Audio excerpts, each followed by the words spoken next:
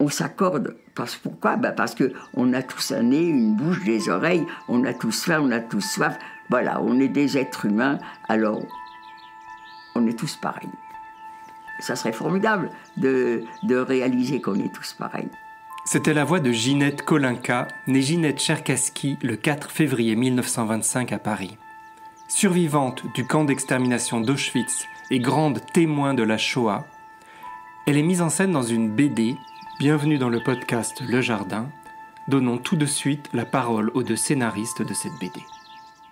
Raconter, c'est revivre. Pour Ginette, revivre Birkenau, c'est tout aussi dur. Se replonger là-dedans, ça demande un courage formidable. Ce qu'elle dit, c'est qu'on ne peut pas comprendre quand on n'y a pas été, donc elle essaie de trouver des moyens pour faire comprendre aux enfants ce que ça voulait dire concrètement. Je ne veux pas aller à Birkenau parce que ça sert à rien. Quand je ferme les yeux, j'y suis. Et on ne sait jamais ce qu'il y a dans la tête des gens ou derrière leurs yeux. On ne sait jamais qui on croise, on ne sait jamais quelles sont les histoires des gens. Pour nous, il y avait vraiment l'importance de ce contraste entre l'enfer qu'elle a vécu là-bas et la joie de vivre qu'elle incarne aujourd'hui. Voilà, on voulait vraiment montrer les deux.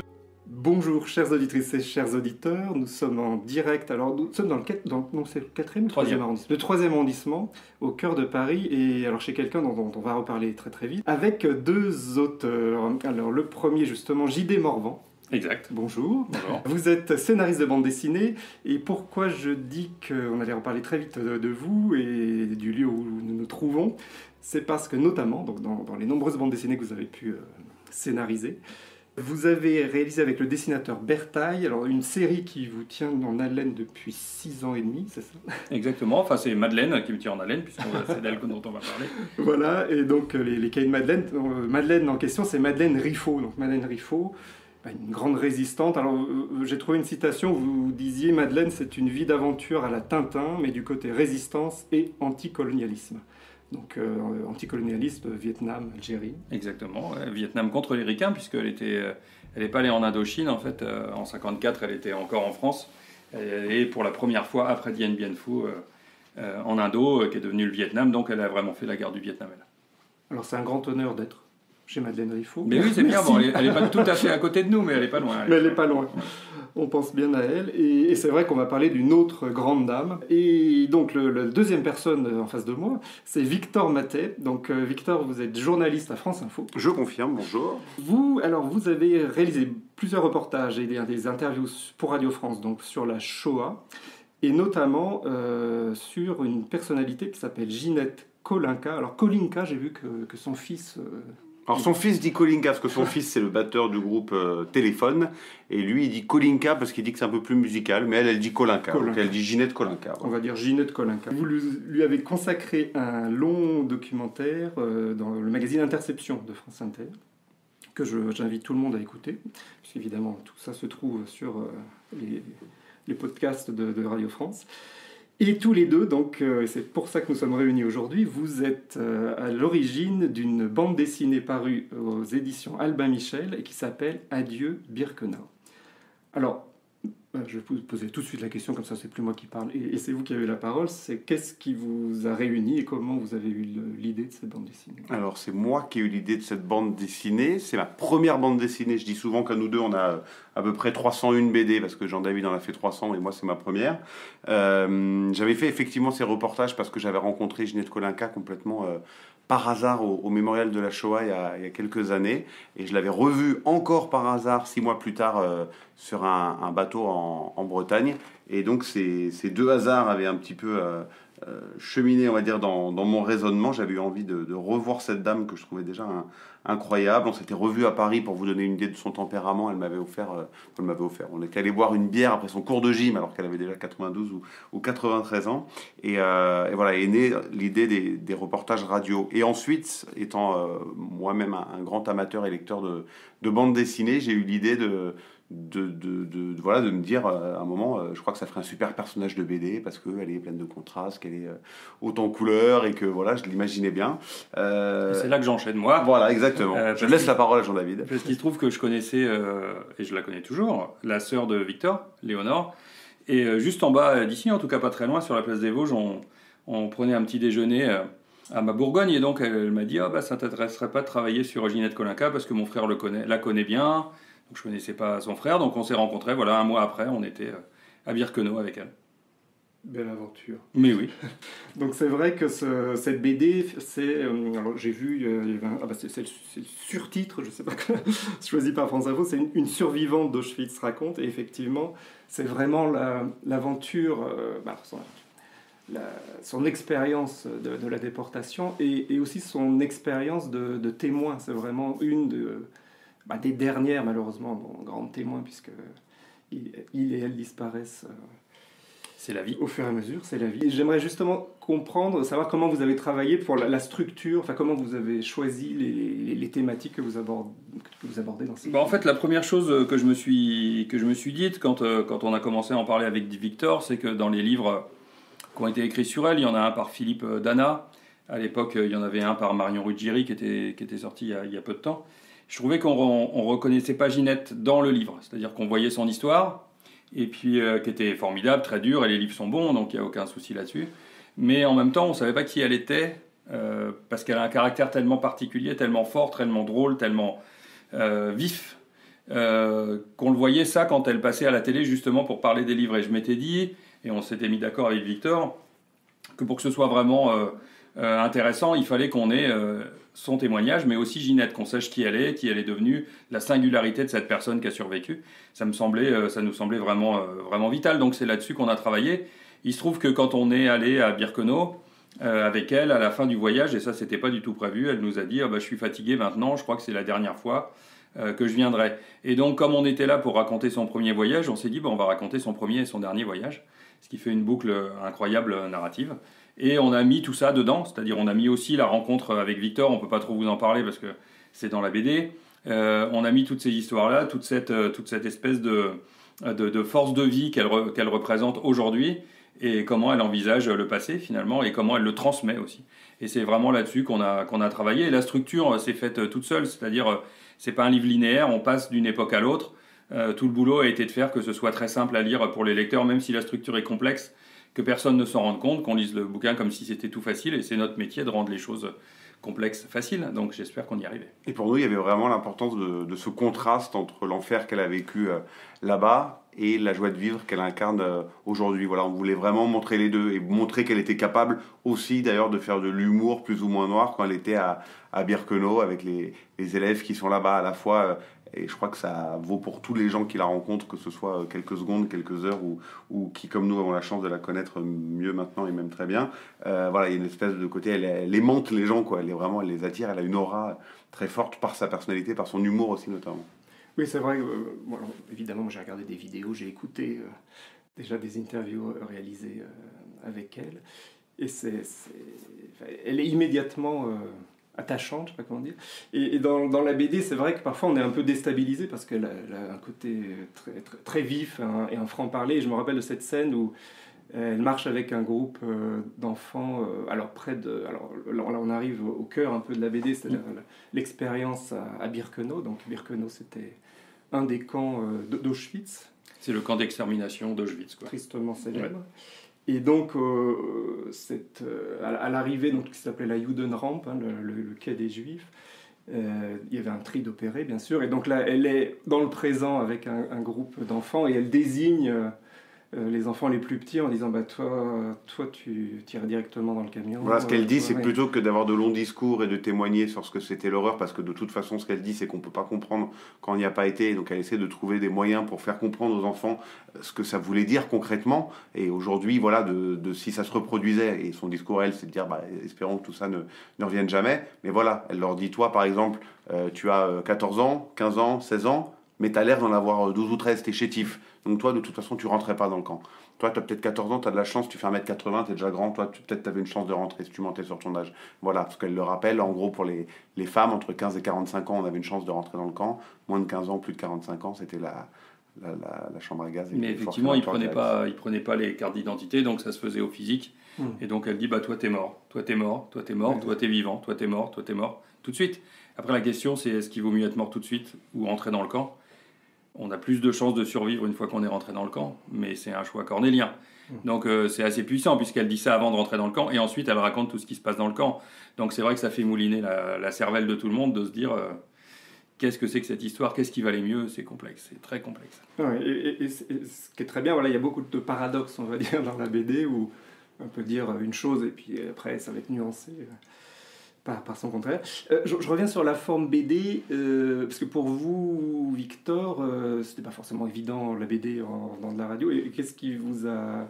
Pourquoi vous avez eu envie aussi de cette forme-là ? C'est ce que je disais tout à l'heure, c'est que voilà, c'était pour moi une suite un peu, je sais pas pourquoi, mais logique du travail que j'avais fait, qui était finalement déjà un peu un travail de mise en scène, sans travestir pour autant la réalité, hein, ou en cacher quoi que ce soit. Quand j'avais fait le reportage que vous mentionniez tout à l'heure pour France Inter, j'avais déjà fait un découpage un peu de séquences, j'avais déjà réfléchi à comment voilà, raconter les choses, et il n'y a pas forcément toujours une bonne manière. Je me rappelle de discussions à l'époque avec les producteurs de cette émission Interception sur, voilà, est-ce qu'on commence par cet endroit, est-ce qu'on commence par un autre, et voilà, il y avait déjà une réflexion qui s'était faite et qui m'avait plu d'être comme ça dans une construction d'un récit, de son récit, voilà. Mais c'était peut-être plus dur avec le média radio, on va dire, de montrer certains aspects. C'est-à-dire, voilà, comme on l'a dit, elle a beaucoup d'humour, elle aime bien boire un coup de vodka, elle fait de la gym, etc.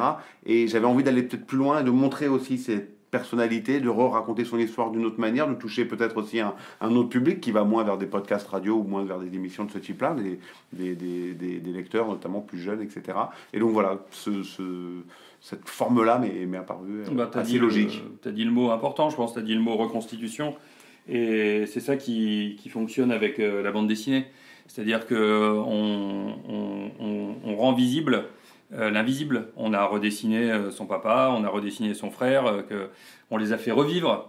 Et c'est ça la grande force de la bande dessinée. On dit souvent que la bande dessinée empêche l'imagination, et des fois c'est bien. C'est-à-dire que quand on lit un roman, par exemple sur la guerre de 1870, si on n'a pas en tête les uniformes de la guerre de 1870, on imagine n'importe quoi. Et donc il y a un petit côté ridicule à tout ça de l'imaginaire, puisque là c'est de l'histoire. Donc en fait, en rentrant dans cette bande dessinée, on est obligé de montrer les choses. Donc on montre ses sœurs, on montre son appartement tel qu'il est, on montre sa valise telle qu'elle est, sa vraie valise, son agenda, qu'est son vrai agenda, et on fait un vrai travail comme ça jusqu'au moment où on arrive à Birkenau. Et là, on a aussi essayé de faire la reconstitution la plus forte possible et la plus réelle. On a travaillé avec Tal Brutman, qui est un grand historien de la Shoah, qui a regardé les pages de Effa, de Cesque et de Roger, qui fait les couleurs, donc les deux dessinateurs et le coloriste, qui nous a dit des choses. Ici, par exemple, à cette date-là, il n'y avait pas de barbelés. Ici, s'ils arrivent par ce côté-là, les cheminées, elles ne peuvent pas être perpendiculaires, mais un peu plus parallèles. Donc on a corrigé tout ça pour essayer de faire, non pas un livre définitif, mais presque, en tout cas selon l'état de nos connaissances aujourd'hui, sur Birkenau. Éviter, à un moment, je fais dire à Ginette, et ça c'est pas elle qui le dit, mais je lui fais dire, parce que ça me semble important, qu'on voit des documentaires, des films, des BD, dans lesquels on entre par le grand portail de Birkenau, et on se retrouve derrière avec l'entrée de Auschwitz I, avec Arbeit macht frei. Mais c'est pas le même camp, c'est dans deux camps différents. Donc c'est quand même un peu audacieux des gens qui font un travail sur ces sujets-là, de même pas aller voir à quoi ça ressemble, et de raconter finalement n'importe quoi, et de donner dans l'esprit des lecteurs quelque chose qui n'est pas vrai, et qui vont s'imaginer. Donc c'est ça qu'on a essayé de faire, c'est de rendre cette réalité, puisqu'on y était, on y est tous les deux allés avant elle, mais puisqu'on y était, et pas à cette époque-là, essayer de le faire tel que c'est aujourd'hui, et grâce à Tal Brutman, essayer de le rendre tel que c'était à l'époque. Ce ne sera jamais parfait, mais quand même c'est important. Par exemple, le Birkenau de quand elle est arrivée n'est pas le même que le Birkenau 3 mois après, puisque après la Judenrampe n'existait plus à l'extérieur des camps. Elle rentrait directement dans les camps parce qu'il fallait terminer un maximum de juifs hongrois qui étaient en train d'arriver. Et c'est Ginette qui a construit les rails pour faire rentrer le train, pas toute seule, avec ses camarades. Et donc on a essayé de trouver le matériel qu'ils utilisaient pour écraser le tarmac. On a vraiment beaucoup travaillé là-dessus pour avoir quelque chose de réaliste. La plus grande difficulté qu'on a eue, il me semble, avec Victor, ça paraît rien du tout, c'est le matériel qu'ils utilisaient pour le tatouage. On a cherché pendant presque 2 mois à trouver comment ils tatouaient, avec quoi ils tatouaient. Ouais, c'était difficile. À ce moment-là, encore une fois, parce qu'on avait trouvé comment ils tatouaient peut-être en 42, 43, mais en 44, ça avait changé, ça avait évolué. Ouais. Et donc, on a mis un peu de temps à trouver. Alors, c'est vrai que c'est joli, si j'ose dire, l'histoire du tatouage, parce que vous commencez la BD avec ça, et notamment donc avec le fameux Richard. Son fils, qui était le batteur du groupe Téléphone, mais qui était d'abord son fils. Et c'est vrai que cette histoire qui ouvre la BD, où je pense au petit garçon qui se demande si toutes les mamans Oui. Comme la sienne. Oui, je pensais que toutes les mamans avaient un tatouage sur le bras. Vous avez cité plusieurs noms, effectivement, moi je ne les ai pas cités au début, mais je vais me rattraper, puisque une BD c'est une histoire collective, et donc avec Ginette, vous êtes tous les deux les scénaristes, on va dire, toute la partie texte. Mais pour le dessin, donc c'est deux dessinateurs d'ailleurs catalans, c'est ça, exact, ouais. Cesc et Effa. Alors ça c'est leur nom de scène. Ouais, Ricard Effa, il a fait le storyboard, c'est-à-dire il a fait la narration. Je voulais absolument que ce soit lui parce que je sais qu'il a un storyboard très précis et très sobre. Donc je voulais pas d'effets de folie, de BD avec des cases qui sortent et tout ça. Je voulais quelque chose de très fort et de très carré, quoi. Et je savais que pour ça, il savait bien instiller l'émotion dans des choses très simples, quoi. Il est très fort à ça. Et puis c'est ce qui a fait le dessin par-dessus le storyboard. Et donc Roger aussi, pour le coloriste, pour le coloriste. Et donc Tal Brutman, hein, ça, vous avez bien insisté aussi, qui propose à la fin une sorte de cahier, alors pas pédagogique, je crois qu'il n'aime pas le terme. Il n'aime pas le terme, mais c'est un peu et quand Tal n'aime pas le terme, il ouais. crie après, donc il faut faire attention. Livret un peu de complément qui est très intelligemment fait parce que justement ce qu'il voulait pas faire, c'était un espèce de carnet pédagogique ou livret pédagogique qui soit comme ça, qui arrive un peu en plus de la BD pour... Lui, il dit comme si on devait expliquer au lecteur qu'il est débile et qu'il a rien compris à la BD, donc il faut qu'il lise ça en plus. Là, l'idée, c'est de compléter, c'est-à-dire qu'on vient de lire l'histoire et en fait, on continue avec l'histoire de Ginette. Il l'a fait très intelligemment, il a fait vraiment le fil rouge, c'est l'histoire de la famille Cherkassky, c'est son nom de jeune fille à Ginette Kolinka, et il a suivi son histoire à elle pour parler à travers son histoire de la grande histoire. Et donc... Les documents, enfin pour être précis, voilà, dans les dessins, donc effectivement ce fameux portail là, de Birkenau, etc. C'est vous qui avez fourni tous les documents aux dessinateurs. Comment ça se passe en fait En fait, principalement, vraiment principalement, parce que d'abord c'est plus simple, parce que les Espagnols n'ont pas tellement vécu ça, vu que c'était un pays à part, c'était un pays neutre pendant la guerre, donc ils ont moins de documents et moins de culture de ça. Et puis parce qu'on a des facilités avec le mémorial de la Shoah avec lequel on a travaillé, qui a fait une superbe expo sur notre BD, mais surtout sur Ginette. Donc c'était plus facile de leur demander. Mais il se trouve par exemple, et on en parlait tout à l'heure, quand il s'est agi de trouver l'espèce d'énorme rouleau qui permet d'écraser les cailloux pour pouvoir faire du tarmac pour mettre les rails, il se trouve que c'est Effa, enfin Ricard, qui l'a trouvé parce qu'il a cherché un peu d'avoir exactement le bon. J'en avais trouvé plusieurs, mais je ne les trouvais pas tout à fait correspondants. Il est tombé dessus, il l'a trouvé parce qu'il venait d'être retrouvé quelques mois plus tôt dans un camp, ce matos-là, donc il a pu le dessiner comme ça. Donc c'est toujours comme ça, si le dessinateur trouve quelque chose, on est content, et si c'est vraiment un travail en commun. Et plus globalement, on a fait en sorte de leur faciliter le travail avec cette recherche de documentation. Ça vaut pour tout ce qui est à l'intérieur du camp ou d'autres lieux emblématiques, les prisons, les maisons d'arrêt où elle est passée avant d'être amenée à Drancy, puis transférée déportée à Birkenau. Ça peut valoir pour les premières pages où on la voit dans son univers quotidien, une cuisine, une salle de bain des années 50. Voilà, on a fait des recherches aussi pour être au plus près de la réalité. C'est bien sûr pas sa salle de bain forcément d'époque, parce que voilà, on n'est pas allé embêter Ginette Kolinka, lui demander si elle avait des photos de cette époque-là, mais on a reconstitué au mieux pour coller à l'époque et que les dessinateurs soient le plus confortable possible pour travailler. Et puis Paris de l'époque, en particulier le ghetto, puisqu'elle habitait déjà dans le même appartement dans lequel elle habite aujourd'hui. Donc je trouvais que c'était une bonne idée de lui faire traverser le ghetto du Marais, quoi, qui était un ghetto juif. Donc voilà, avec Victor, on a cherché la documentation du ghetto, à quoi ça ressemblait, et les photos du ghetto de cette époque-là, elles sont du ghetto pas sens Seconde Guerre mondiale, avant la Seconde Guerre mondiale. Donc l'endroit où vivait la majorité des Juifs dans Paris, et qui était un endroit fabuleux. Je rêverais de le visiter, mais c'est pas possible. C'est vrai, d'ailleurs, dans la BD, j'aime beaucoup les transitions qui se font très naturellement, on va dire, entre aujourd'hui et hier, enfin alors j'ai pas les termes techniques, mais d'une séquence à l'autre, d'une scène à l'autre. On passe d'aujourd'hui à... Je remercie le Festival d'Avignon, ça nous a bien aidé. Ça nous a pas mal fasse aidé. un festival de théâtre à Avignon, parce que c'était simple en fait. Celui-là, il a un peu tiré par les cheveux, mais il est bien, il passait tout seul. Après, pour la route, pour Roissy, Drancy, c'est là, donc ça fonctionne. Il y a des choses qui nous ont aidés, qui sont venues assez naturellement. Ouais. Et puis il y a des choses qui étaient plus un peu par hasard en travaillant, ou en faisant des recherches. On a découvert, par exemple, que l'anniversaire de Jean-Louis Aubert le jour correspondait à la veille du jour où elle se part de Drancy. Donc voilà, ça faisait le jour où on lui annonce qu'elle va quitter Drancy, c'est le jour de l'anniversaire de... Donc pareil, ça faisait une transition facile, on va dire, entre guillemets. Mais il fallait le trouver. Ouais. Oui, c'est ça. J'ai sauté au plafond quand on l'a trouvé. J'imagine.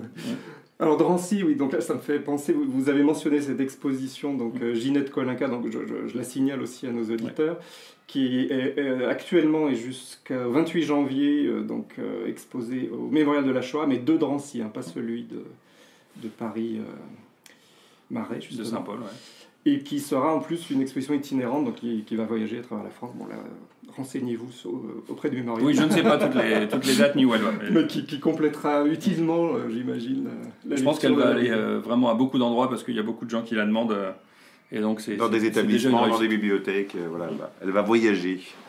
Oui, alors ça, c'est vrai aussi que dans la Ginette Kolinka témoin, c'est incroyable à son âge, d'ailleurs, Je vous dirais que c'est incroyable tout court et que c'est encore plus incroyable à son âge. C'est-à-dire que déjà, à mon âge à moi, on a 58 ans d'écart. Je ne sais pas si j'aurai la force de faire tout ce qu'elle fait.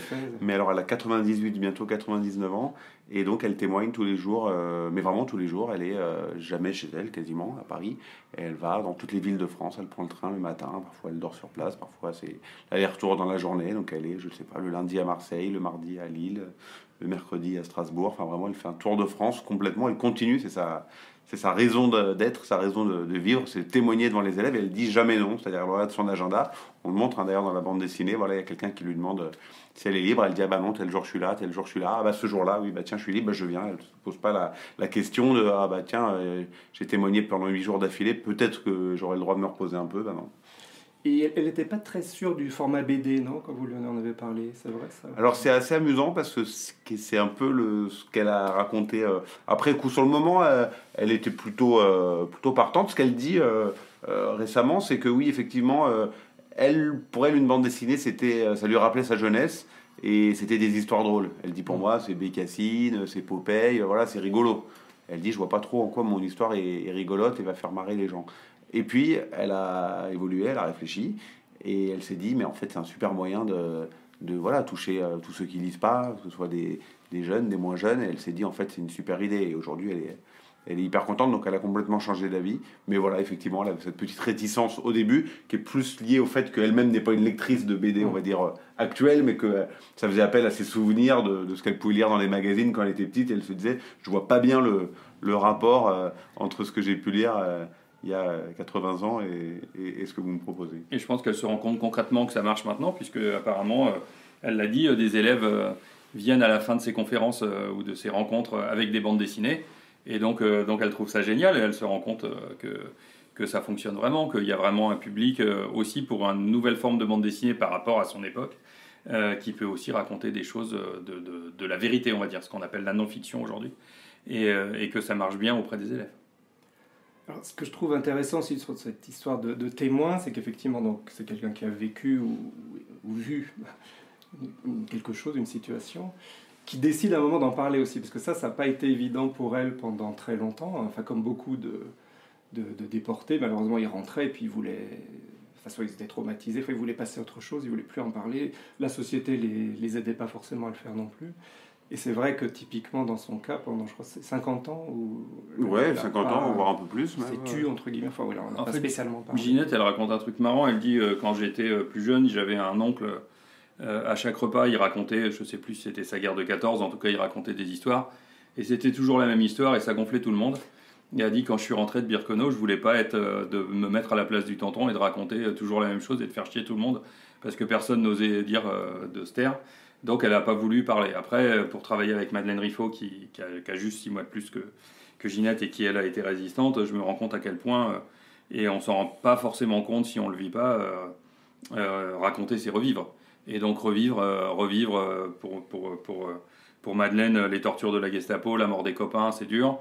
Pour Ginette, revivre Birkenau, c'est tout aussi dur.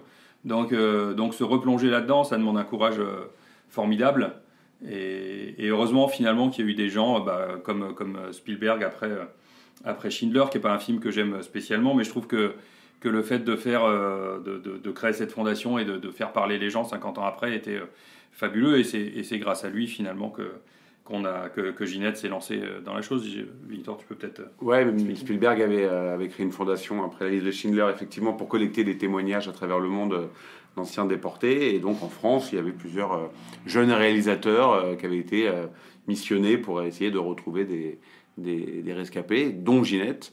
Et ce monsieur a insisté auprès de Ginette pour qu'elle témoigne. Elle ne voulait pas, ou en tout cas, elle ne voulait pas, elle disait qu'elle n'avait rien à dire. Cet homme a insisté plusieurs fois. Elle a fini par accepter, mais en disant vous allez perdre votre temps parce que de toute façon je me souviens de rien. Et quand elle s'est mise à parler, elle a parlé 3, 4, 5 heures d'affilée et tout est remonté, alors qu'effectivement elle n'en avait pas parlé pendant 50 ans. Après, ce qui est encore plus fort, moi je trouve, c'est qu'elle n'en a pas parlé à la rigueur publiquement, mais même dans sa sphère privée. C'est-à-dire qu'elle a été mariée pendant 40 ans et elle dit souvent avec mon mari on n'en a pas échangé un mot, quoi. C'est-à-dire que lui est parti aussi en Allemagne pendant la guerre au travail obligatoire et jamais ils en ont parlé, ils ont parlé chacun de leur expérience. Et donc il y a eu ce déclic, on va dire, ou en tout cas cette première expérience de témoignage. Et puis quelques années plus tard, elle faisait partie d'une association et le président de cette association lui a demandé d'accompagner un voyage à Auschwitz. Elle a refusé dans un premier temps aussi, elle a fini par accepter et entre guillemets elle y a pris goût. C'est-à-dire je pense qu'elle s'est sentie utile, ça l'a moins dérangée que ce qu'elle avait imaginé. Elle dit souvent, quand je suis là-bas, je devrais m'effondrer, quoi. Elle dit, je devrais m'écrouler. Mais je ne m'écroule pas. Donc elle dit, il y a aussi parce que je pense qu'il y a un décalage entre le Birkenau qu'elle a connu et le Birkenau qu'elle voit aujourd'hui, qui est finalement pas le même, parce que les baraquements ont été refaits, parce que l'herbe est verte et qu'il n'y avait pas d'herbe à l'époque, parce qu'il y a du ciel bleu souvent et qu'il n'y en avait pas à l'époque, c'était la fumée et que c'était la crasse, l'odeur, etc. Et que tout ça, elle ne le retrouve pas vraiment sur place. C'est presque comme si elle allait au musée, entre guillemets, et qu'elle arrive du coup à témoigner et avoir cette force de témoigner et qu'elle se sent, voilà, franchement, il y a quelque chose de la mission un peu chez elle de parler de son histoire et de celle des autres. Et la raison pour laquelle elle voulait pas y aller est intéressante. Elle disait je veux pas aller à Birkenau parce que ça sert à rien. Quand je ferme les yeux, j'y suis. Donc c'est dingue aussi de se dire et on sait jamais ce qu'il y a dans la tête des gens ou derrière leurs yeux. On sait jamais qui on croise, on sait jamais quelles sont les histoires des gens. Moi, c'est ce qui me plaît le plus en BD, c'est raconter l'histoire de gens qu'on croise dans la rue et qui ont l'air tout à fait anodins et qui peut-être ont des histoires complètement incroyables. Et pour Ginette, c'est ça. Elle a un monde, quand elle vendait sur les marchés, qu'elle a passé sa vie à vendre sur les marchés, je pense que personne ne pouvait imaginer qu'elle avait vécu tout ça, surtout avec sa verve et tout ça. Et penser que dans la tête des gens, il y a des mondes de souvenirs ou des choses complètement folles, c'est assez fascinant. Et c'est vraiment pour ça que je raconte des bandes dessinées. C'est vrai, donc elle raconte que quand elle ferme les yeux, elle se replonge, en fait, en tout cas quand elle raconte l'histoire, elle aime fermer les yeux pour se replonger dans ce monde-là. Et puis ça me fait penser à une autre réflexion, c'est que ceux qui ont été déportés en fait, ne quittent entre guillemets jamais le camp. Enfin, c'est pour ça nous on a choisi le titre Adieu Birkenau parce que ça correspondait à la dernière fois qu'elle y retournait. Mais quand elle a découvert ce titre, parce que voilà, on l'a pas forcément consulté pour le titre de la BD, elle a dit, elle était d'accord, mais elle a dit c'est jamais vraiment Adieu Birkenau. Birkenau sera toujours là. Alors il y a une chose aussi intéressante dans la notion de témoin, c'est le rapport sensible, on va dire, aux faits. Bon, parce qu'on a l'histoire qui va nous raconter avec des faits plus ou moins froids, enfin, ce qui s'est passé, puis on a les témoins qui eux apportent quelque chose de sensible. Et je trouve que la BD justement permet aussi ça.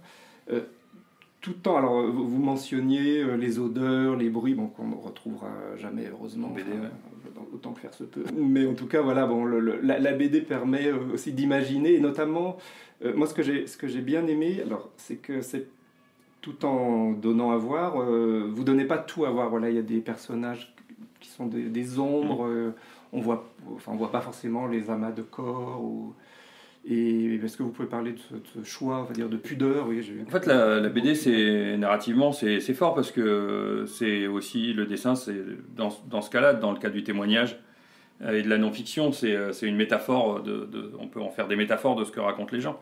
Et Ginette nous a dit, en fait, je me souviens pas des têtes des gens avec qui j'étais. Donc c'était compliqué de les dessiner, même si on les inventait, ça faisait des gens dont elle aurait pu se souvenir, et donc on s'est dit, comment on va faire ? Et ben, il semble que cet esprit-là, un peu de fantômes qui sont déjà à descendre, c'est-à-dire qui préfigurent déjà, et ça c'est dur, ce qu'ils vont devenir, tristement. Et en même temps sont des gens en vie, mais qui sont dans des difficultés permanentes de survie, de devoir travailler tout le temps, courir.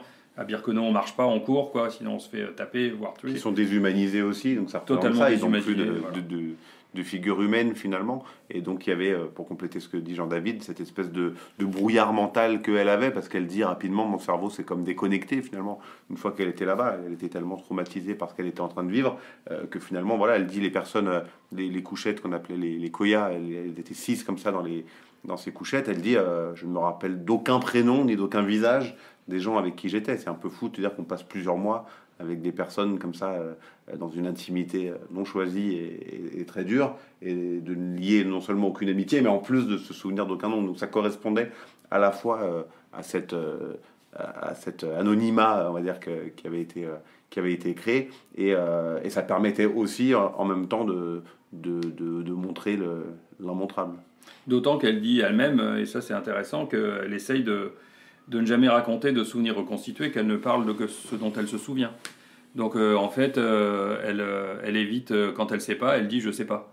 Elle n'utilise pas des livres qu'elle a lus ou des choses pour reconstituer sa mémoire, ça c'est sa manière de raconter. Elle ne veut raconter que ce qu'elle a vécu et ce qu'elle connaît. Par exemple, elle savait que les gens étaient brûlés, donc, puisqu'elle voyait la fumée retombait sur eux, finalement ils respiraient les morts. Hein. Mais en revanche, elle ne savait pas comment ils étaient tués.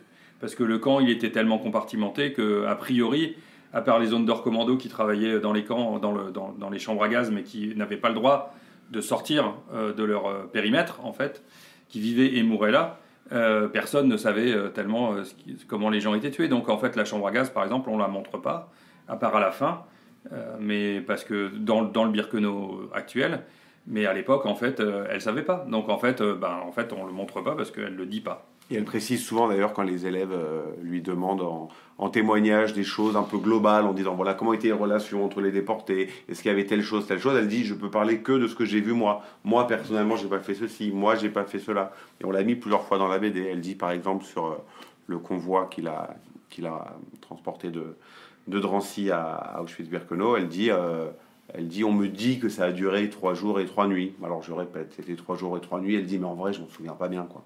Donc voilà, après, il y a des historiens qui sont là pour dire voilà, que ça durait ce temps-là. Et elle dit, bon, je répète.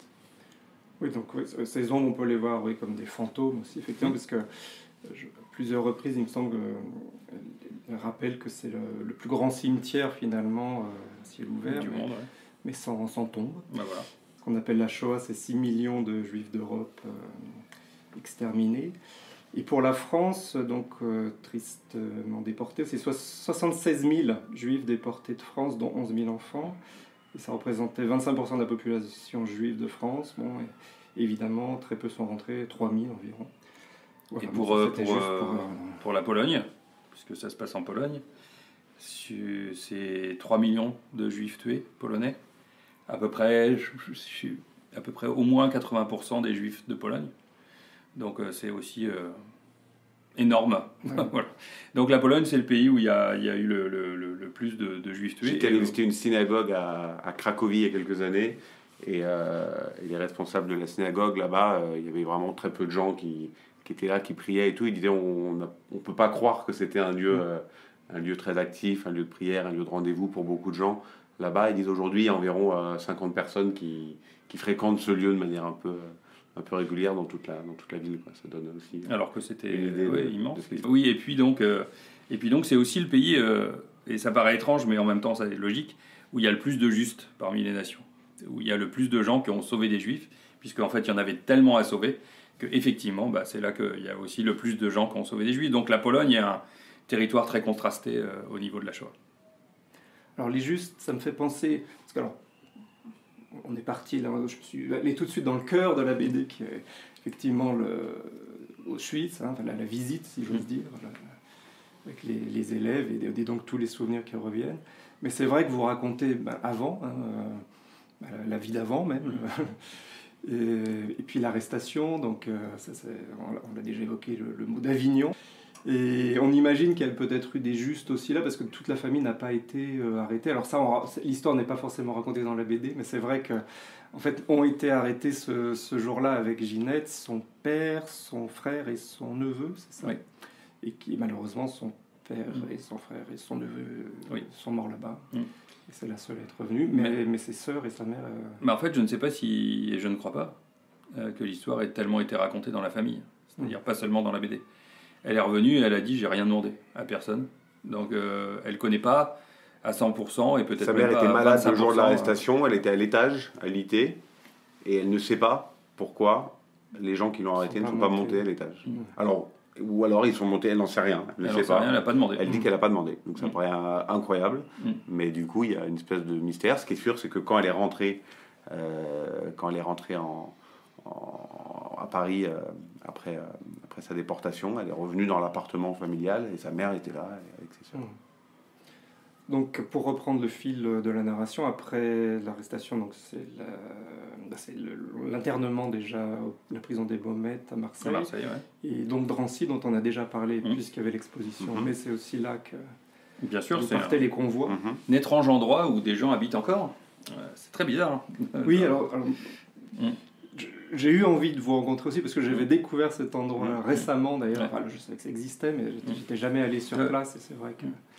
C'est bizarre. C'est très étrange. Et ça n'a pas changé, parce qu'en plus, à l'époque, c'était encore en construction. Donc il n'y avait pas des fenêtres partout, donc en plus, il faisait super froid en hiver et tout. Mais aujourd'hui, on peut dessiner le camp d'internement de Drancy. L'intérieur des bâtiments est toujours le même, quoi. Et ça se voit, en fait. On voit les gaines d'aération des années 50, les escaliers, des années 40, les escaliers et tout ça, c'est toujours là. Donc c'est assez fou, quoi. Il vaut mieux, je pense, ne pas savoir ce qui s'est passé là quand on y habite. Oui, c'est la cité de la Muette, c'est ça, à Drancy. Et donc à partir de là, effectivement, les convois, et là il y a une histoire aussi sur les convois, donc en France il y a eu 79 convois exactement, et celui d'avril 44 où se trouvait Ginette Colinca, 13 avril, pas de précis, était le convoi 71, et dans ce convoi il y avait aussi deux personnalités bien connues. Donc Simone, à l'époque Jacob, qui est devenue Simone Veil, et Marceline, donc aussi Marceline à l'époque Rosenberg, qui est Marceline Loridan-Ivens. Et c'est vrai, alors là, ça permet de parler peut-être un peu de... Alors, c'est pas le mot solidarité, parce que je crois qu'elle n'aime pas ce mot-là, Ginette Colinca, mais de comment les gens, finalement, s'entraidaient quand même. Comment ça peut arriver Ça peut arriver. Je ne sais pas si Ginette Colinca parlerait tellement d'entraide non plus. Il y a eu cette histoire assez incroyable et qu'on a racontée dans la bande dessinée, où et Simone Veil l'a raconté aussi d'ailleurs dans un de ses livres, sur le fait qu'elle a donné une robe, il y a une capot qui s'est pris de tendresse. Ça paraît, c'est vrai, incroyable dans ce contexte de camp de concentration et d'extermination, qui s'est pris de tendresse ou de pitié, je ne sais pas, pour Simone Veil. Ou d'amour, voilà, et qui lui a offert des robes. Voilà, et qui lui a dit en gros, t'es trop belle pour être comme ça, ne reste pas habillée comme ça, je vais t'aider, je vais te faire sortir. Elle a été dans un camp on va dire un peu mieux traitée. Elle a pu partir avec l'une de ses sœurs et sa mère. Et voilà, il y a cette anecdote où elle offre une robe à Ginette Colinca à un moment où elle est vraiment pas bien mentalement, on va dire. Elle est sur le point de craquer, c'est très compliqué, et voilà, elle dit cette robe m'a sans doute sauvé la vie, quoi. Donc voilà, il y a cette expérience d'entraide. Après, ce qui est très fort dans tous ces témoignages, c'est qu'il y a des témoignages très différents. Ginette Colinca, elle dit par exemple que Marceline, qu'elle a plus connue finalement après la guerre, était plus jeune à l'époque, devait avoir 15-16 ans, et elle rigolait par exemple avec ses amis au camp. Ginette, elle dit, moi j'ai jamais rigolé au camp, j'ai pas possible. Elle dit, mais par contre, elle était plus jeune, elle était un peu plus insouciante. Et ouais, il y a des fois où on a du mal à l'imaginer, parce que voilà, dans l'imaginaire collectif, on va pas se dire, tiens, on peut se raconter une blague à Birkenau, quoi. Bah si, elle dit, elle passait pas mal de temps, rigoler avec ses copines, à s'amuser. Voilà, donc malgré tout ce qui était dur, les sélections, les coups, etc., la mort qui rôdait, il y avait quand même cette vie qui continuait, quoi. Et puis cette importance de garder le moral, comme elle le dit. Alors il y a la chance, je sais qu'elle parle souvent C'est sûr. De chance, qu'elle a eu de la chance finalement dans son malheur. Elle dit qu'elle a eu la chance d'avoir le typhus, par exemple, ce qui lui a permis d'être à l'hôpital au moment où il a fallu, où ils ont commencé à évacuer par train, Donc elle a pu aller jusqu'au train, quoi. Donc elle a évité les marches de la mort. Et les marches de la mort avec le typhus, à mon avis, il laissait pas beaucoup de chance. Donc voilà, c'est un monde, finalement, le camp d'extermination où le typhus, c'est une chance. Incroyable. J'aime bien passer des courts extraits musicaux dans le podcast de temps en temps, et là vous me donnez l'occasion d'en passer un, qui est le chant des marais. Alors avant que je passe l'extrait, est-ce que vous pouvez me dire pourquoi j'ai choisi le chant des marais? Parce que c'est un des chants qu'elle a découvert à son arrivée là-bas au camp, qui était un chant qu'elle appelait d'ailleurs souvent avant le chant des déportés, avant qu'elle découvre, qui s'appelle le chant des marais, et qui était un chant effectivement que chantaient les déportés sur place, qu'elle aime chanter encore aujourd'hui, elle, lors de cérémonies ou lorsqu'elle se rend sur place avec les élèves. Elle dit que le camp, la déportation lui a enlevé toute émotion, qu'elle ne pleure plus jamais devant rien, devant la mort de ses proches ou d'amis, devant un film, n'importe, elle ne pleure jamais. Et en vrai, la seule chose qui peut lui arracher une larme, c'est quand elle entend ce chant des marais. Moi, je l'ai vu pleurer avec le chant des marais. Un peu, on l'a vu, pas beaucoup, mais on l'a vu. Liberté, liberté, chérie, je dirais tu es à moi. Ô terre enfin libre, où nous pourrons revivre, aimer, aimer. Merci. Donc on reprend après cet extrait du chant des marais. Une chose qu'elle répète également assez souvent lors de ses interventions, c'est pourquoi elle fait ça. Et c'est cette idée de la haine, c'est déjà un pied à Auschwitz. Ça vous a aidé justement aussi à construire la narration, ou c'est juste le fil en fait? Oui, c'est le message global du livre, c'est-à-dire quand on dit que Ginette elle est en mission, nous aussi. Donc d'une certaine manière, on est aussi en mission de transmettre ce message tout simple, qui paraît stupide, mais que la haine c'est déjà un pied à Auschwitz. C'est comme elle dit, commencer par dire les quelque chose, sonder quelque chose, on est déjà aux portes de la concentration, c'est-à-dire que on juge les autres par rapport à ce qu'ils ressemblent être et pas à ce qu'ils sont vraiment. Et elle commence souvent, enfin même quasiment toujours, ses interventions devant les élèves comme ça, en disant « Regardez-moi bien, est-ce que vous trouvez que je ressemble à quelque chose de spécial ? Est-ce que vous trouvez que je suis pas normal ? Voilà, est-ce que je trouve que je suis pas normal ? Est-ce que mon nez est normal ? Est-ce que mes yeux sont normaux ? Est-ce que mes oreilles, ceci, cela ? Donc elle fait des blagues parce qu'elle a son humour. Donc elle dit à part que je suis une belle gosse, est-ce que vous me trouvez particulière, quoi ? Et voilà, les gens disent bah non. Je dis ah bah, ouais, pour un dénommé Hitler, j'étais particulière, quoi. Et est-ce que vous, chacun, donc avec votre média de prédilection, vous voulez continuer justement ce travail aussi de passeur, comme on dit, ou de transmetteur, je sais pas si... Moi j'ai l'impression que je suis bien parti. Hein. Oui, c'est ça. Donc je sais pas pourquoi, mais je me rends compte en regardant que même mes BD de science-fiction avant, c'était quand même sur la résistance, c'était quand même sur ces sujets-là, sur le terrorisme, même si je l'ai transformé pour en faire du genre, on va dire ça. C'était quand même ça, et finalement ce qu'on continue à faire avec cet album, avec Madeleine, avec d'autres, c'est quand même qu'on continue à faire du genre, c'est-à-dire qu'on fait aussi une bande dessinée qui n'est pas ce que j'appelle une BD Wikipédia, qui aligne des faits, où les dessins ne sont que l'illustration du texte. En fait, on fait une bande dessinée où on emmène le lecteur avec nous, où on le fait vivre la chose, on essaye de l'englober, de le faire vivre dans Birkenau, qui ressente des émotions, etc. C'est pas une BD qui n'est que informative.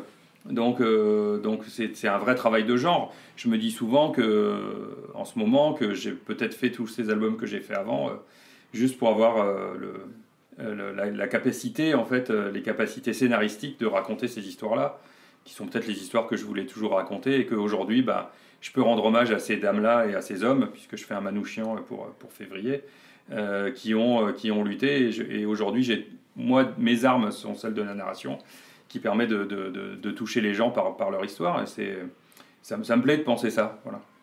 Moi, j'ai la chance d'avoir pu découvrir une autre manière de raconter les choses après la radio. Donc, que ce soit en radio ou en BD, c'est sûr que j'ai envie de continuer à faire des choses autour de ces thématiques-là et de la transmission. Et c'est vrai qu'en plus, quand on voit l'accueil que les gens, que les lecteurs, là en l'occurrence, peuvent faire de toute cette histoire, de cette thématique-là, c'est quelque chose qui encourage à continuer à travailler parce que c'est soit touchant parce que c'est des affaires personnelles, des histoires personnelles, soit simplement, on voit l'importance que ça a pour les gens de lire ça, que ce soit, mais à tout âge, quoi. C'est vrai que c'est vraiment intéressant d'avoir des gens, soit âgés, qui viennent nous dire, c'est important de continuer. Moi-même, en tant qu'un lecteur qui vous dit, je ne serai pas forcément là encore très longtemps, et c'est important que ça continue. Soit des gens, ça c'est aussi touchant, qui par exemple nous disent, j'ai des enfants, ils ont 4-5 ans, je voudrais que vous leur dédicassiez, ils ne liront que dans 10 ans. Mais c'est important, merci que ce bouquin soit là.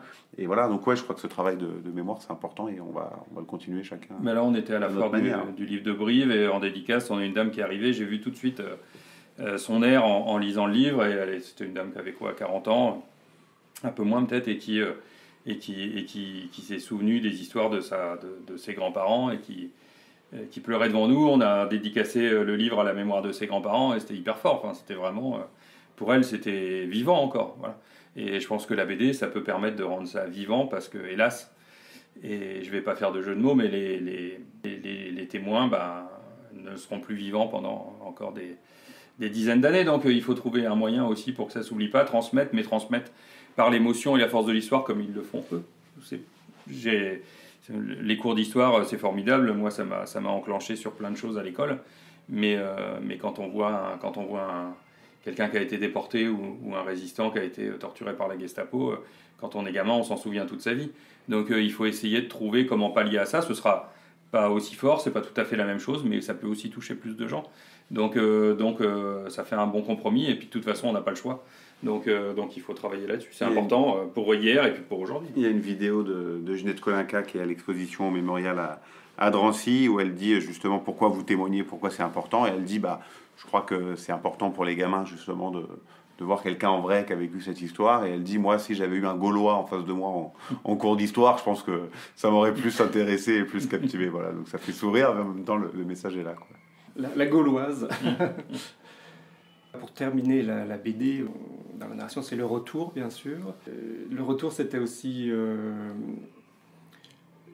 douloureux. Enfin, c'est ce qu'on comprend, c'est que c'est pas évident. Voilà, on est content de rentrer, bien sûr, mais que on porte avec soi la mort des autres. La mort des autres, c'est ça. Enfin, les ombres dont on parlait tout à l'heure. Peut-être qu'on pourrait conclure comme ça, justement, sur les ombres.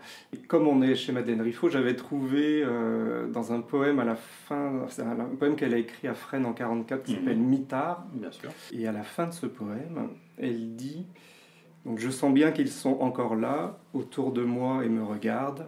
Leurs yeux s'allument quelquefois, dans le noir comme dans les étoiles, et ma tête s'appuie à leurs épaules d'ombre.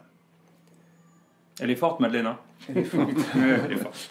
Elle va nous faire pleurer. Ouais, moi, j'étais pas loin, là.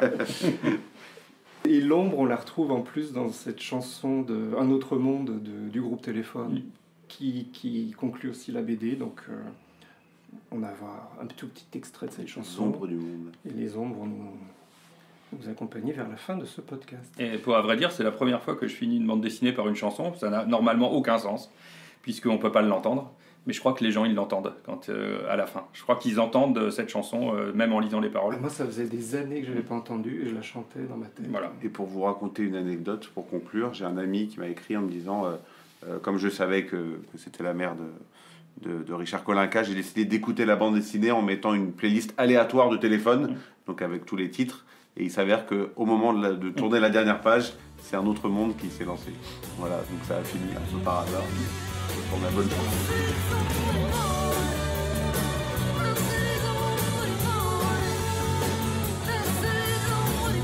Je vous remercie beaucoup. Merci beaucoup. Merci. Longue vie à la BD et à nos Ginette. témoins. Et à Madeleine, voilà, exactement. Et voilà, c'est déjà fini. Merci beaucoup, chères auditrices et chers auditeurs, d'avoir passé un moment avec nous dans Le Jardin, un podcast littéraire. S'il te plaît, dessine-moi un écrivain. Je suis François-Xavier Robert. Ce podcast n'aurait pas été possible sans l'aide précieuse de Julien Oran au mixage et à la création musicale. Si vous avez aimé ce podcast, n'hésitez pas à laisser un commentaire, à le partager, à vous abonner. Rendez-vous très bientôt pour un prochain épisode du Jardin.